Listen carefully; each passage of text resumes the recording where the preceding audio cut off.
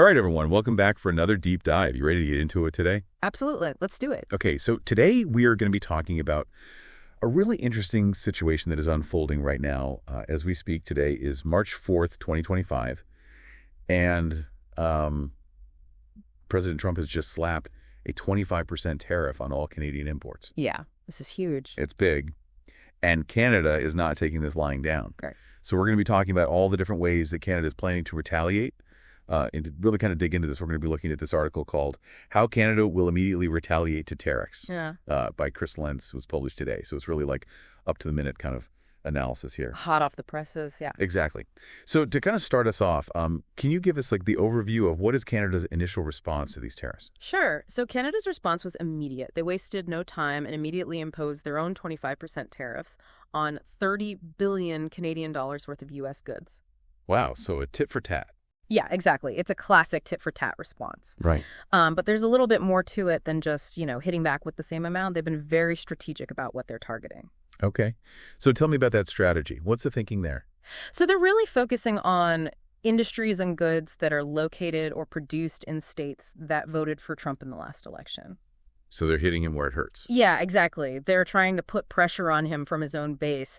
If you're a business owner in one of these states and suddenly your costs are going up because of these tariffs, you're going to be pretty upset and you're going to let your elected officials know about it. Right. Makes sense. So put the pressure on, get those voters to maybe reconsider their support for those policies. So $30 billion in tariffs, that's a lot of money. But it sounds like Canada is ready to do even more if the U.S. doesn't back down. Oh, yeah, absolutely. Lentz mentions in his article that they're prepared to expand these tariffs to another 125 billion Canadian dollars worth of U.S. goods. Wow, that is a lot. Yeah, it is. And they're talking about things like steel aircraft parts, beef, pork, stuff that American consumers are going to notice. Right, this is going to hit everyone's wallets. Exactly. It's going to start to get really real for people on both sides of the border. So obviously this is having a big economic impact, but I'm curious to know, what's the reaction been like in Canada, like from the public, from politicians? What's the mood like over there? Well, you can imagine Canadians are not thrilled. They feel like this is completely unjustified, and there's been a lot of anger and frustration directed at the U.S. There was actually a quote from Prime Minister Trudeau where he called these tariffs unjustified and a threat to the livelihoods of Canadians. Wow, so he's not mincing words. No, not at all. And it's not just the politicians. The public is also really upset. There have been reports of people boycotting American products and even some incidents at sporting events where American symbols were being targeted. Wow, so this is really like tapping into some deeper feelings beyond just the economic side of things. Definitely. This is about national pride. It's about economic security. And when those things are threatened, people tend to get very defensive. Absolutely.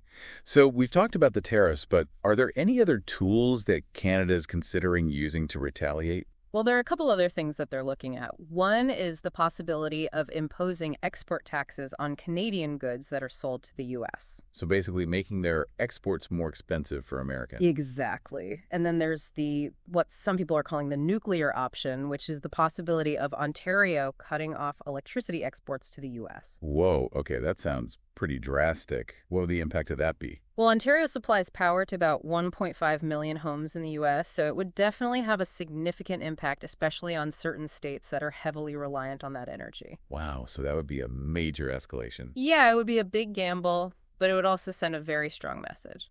So we've got tariffs, we've got export taxes, we've got the potential for energy cutoffs. It sounds like things could get really messy really fast. But Canada's not just relying on economic measures, they're also taking legal action. Right? That's right. They're planning to challenge these tariffs through the WTO and through USMCA, the new North American Trade Agreement. Okay. And what exactly does that mean? What are they hoping to achieve with those legal challenges? Well, basically, they're arguing that these tariffs are illegal. They violate international trade rules and the agreements that the U.S. has with Canada. They're hoping that these legal challenges will force the U.S. to back down. So it's a long shot, but it's another way for Canada to fight back. Exactly. It shows that they're not going to just sit back and take this. They're going to use every tool at their disposal. Okay, so we've covered a lot of ground here. We've got tariffs going back and forth. We've got the possibility of export taxes and energy cutoffs. We've got legal challenges brewing. It sounds like this situation has the potential to get really complicated and messy. So to help us kind of wrap our heads around all of this, Can you give us the bigger picture here? Like, what are the potential consequences of this trade war? Not just for Canada and the U.S., but for the global economy as a whole. Well, I think the biggest concern is that trade wars rarely have winners. Everybody ends up losing in some way or another. We could see prices go up for consumers on both sides of the border. Businesses could be hurt, supply chains could be disrupted, and the uncertainty alone can really damage the economy. So what you're saying is that this is something that we should all be paying attention to, even if we don't live in Canada or the U.S. Absolutely. I mean, think about it. A lot of the products that we use every day come from either Canada or the U.S. And if those supply chains are disrupted, it's going to affect all of us. Right. So it's not just an abstract political issue. This is something that could have a real impact on our daily lives. Exactly. And I think that's something that's important for people to understand. This is not just a game that politicians are playing. This has real-world consequences. So to sum up, it sounds like Canada is taking a very strong, multi-pronged approach to retaliating against these U.S. tariffs. They're hitting back economically, they're rallying public opinion, and they're taking legal action. And it seems like the stakes are pretty high here for everyone involved. Yeah, absolutely. This is a situation that could have long-lasting implications for the relationship between Canada and the U.S. and for the global economy as a whole. It's really a question of whether this is going to escalate further or whether the two sides can find a way to de-escalate and find some common ground. Well, that's the big question, isn't it? Only time will tell how this is all going to play out. Yeah. But one thing is for sure, this is a situation that's worth paying attention to because it could have a real impact on all of our lives. So stay informed, keep an eye on the news, and we'll be back with more updates as this story develops. Thanks for listening to another Deep Dive. Thanks for having me.